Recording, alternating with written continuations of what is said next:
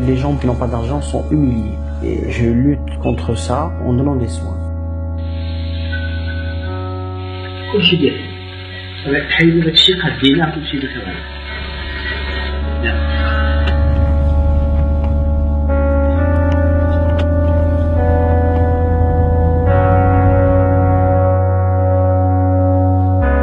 La santé reproductive au Maroc va mal, avec des hôpitaux qui sont surbookés.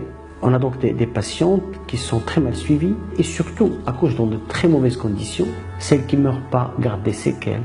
Qu'est-ce qu'on veut recueillir après ça? Soit les patients, ils ont des moyens, donc ils vont donc prendre un avion, voir les gens qui savent faire, soit ils vont rester avec leurs maux. Et comme ils sont très pauvres, ils restent avec le mal, avec la souffrance.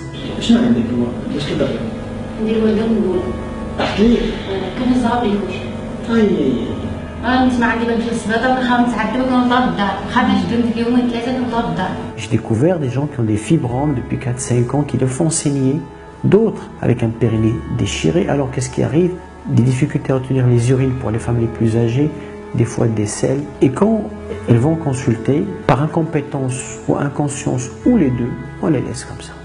C'est ahurissant de traiter nos aînés, nos mères comme ça. Donc je les opère, 1h30 à 2h, elles peuvent sortir le lendemain ou le surlendemain. C'est finalement d'une facilité déconcertante. Il suffit juste de vouloir pour le faire.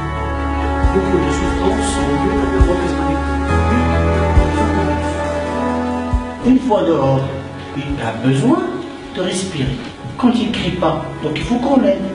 La première façon de l'aider, c'est stimuler. Comme ça, mais comme ça.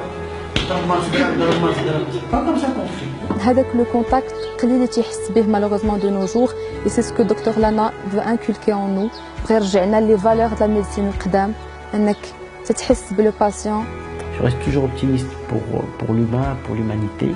Je suis croyant et le croyant est sommé de planter les grains d'un arbre, même s'il doit brûler une main. Donc je plante. Et peut-être ceux qui vont venir derrière moi réussiront beaucoup mieux. C'est ce que j'espère d'ailleurs.